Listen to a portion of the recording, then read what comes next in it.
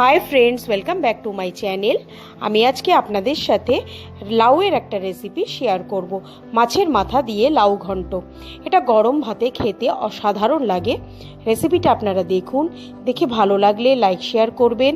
আর যারা first time আমার চ্যানেলটাকে ভিজিট করছেন তাদেরকে অনেক অনেক অনুরোধ, আপনারা আমার চ্যানেলটাকে সাবস্ক্রাইব করে আমার পাশে থাকবেন আর বেল আইকনটা ক্লিক করতে ভুলবেন না।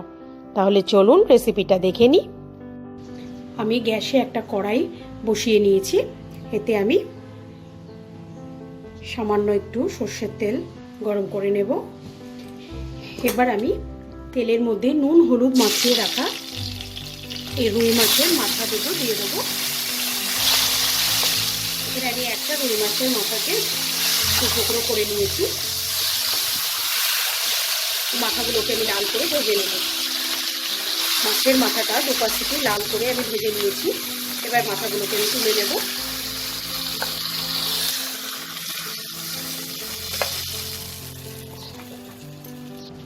এবার আমি তেলে দুটো তেজপাতা, দুটো শুকনো লঙ্কা আর 1 টিস্পুনের মতো জিরে ফোড়ন দেব।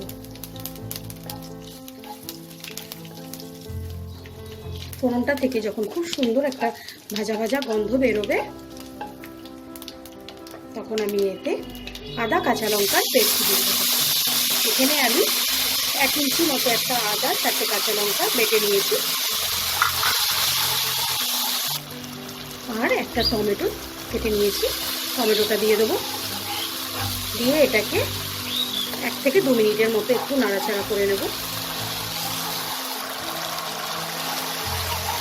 আদাটার কাঁচা গন্ধটা চলে যাওয়ার পর আমি এতে 1/2 টিস্পুন হলুদ গুঁড়ো আর 1/2 টিস্পুন জিরে গুঁড়ো দেবো। দিয়ে এটাকে ভালো করে মিশিয়ে নেব।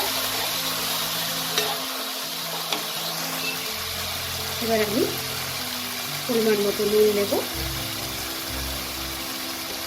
দিয়ে এটাকে আরও 1 মিনিটের মতো নাড়াচাড়া করবো যতক্ষণ না টমেটোটা আমার নরম হয়ে যাবে।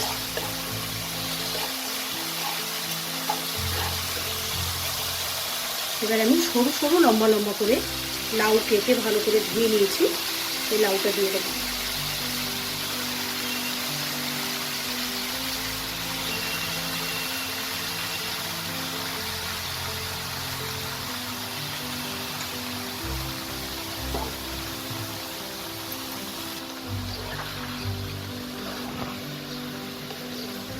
লাউটাকে আমি ভালো করে মশলার সাথে মিশিয়ে নেব।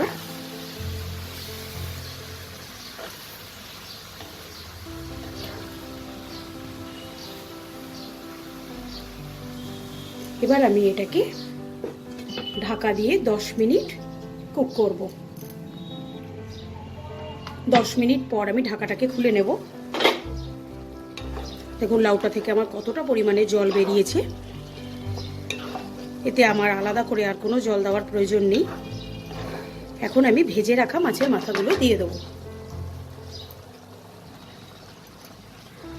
মাছের মাথাটা দিয়ে আমি এটাকে আর একটু ঢেকে দেবো। আরও 5 মিনিট আমি এটাকে ঢাকা দিয়ে রান্না করব।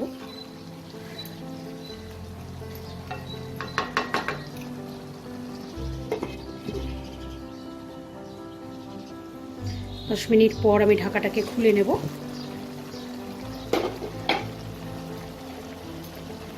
লাউটা আমার একদম সেদ্ধ হয়ে গেছে, কিন্তু এটাতে জল আছে, তো জলটা আমাকে শুকিয়ে নিতে হবে।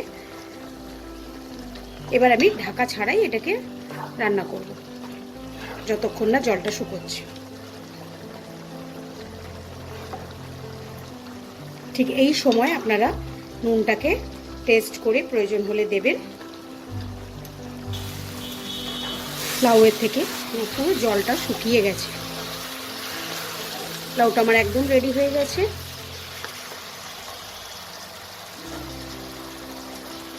এবার এতে আমি সামান্য ধনেপাতা অ্যাড করব। এটা অপশনাল, যারা ধনেপাতার ফ্লেভার ভালোবাসেন তারা দেবেন। তবে এই ধনেপাতাটা দিলে একটা এক্সট্রা ফ্লেভার অ্যাড করে, ভালো লাগে খেতে।